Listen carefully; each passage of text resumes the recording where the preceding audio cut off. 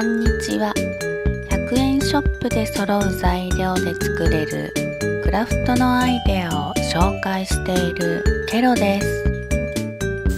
今回は前回の続き、仕事から帰ってきたらハトさんがベランダで巣を作ろうとしていた話。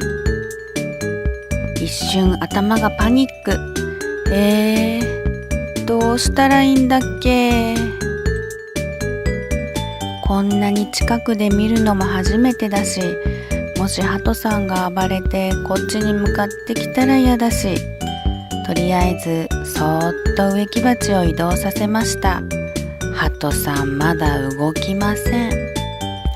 さらにそーっとラックを動かすと、さすがにハトさん動いて、思い切ってあっち行ってと叫びながら近づくと、一瞬こっちに向かってきましたが、隣の部屋との境壁に移動してくれました。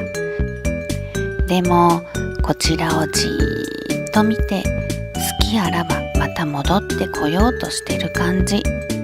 そうこうしていると雨が降り出して、向かいのビルに移動してくれました。2羽で慰め合ってる様子。あなたあそこは巣作れなかったわ。お前よ、大変だったな。お疲れさん。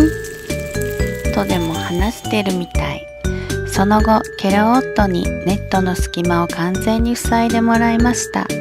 今は諦めてくれたようで、ハトさん来なくなった。よかった。おしまい。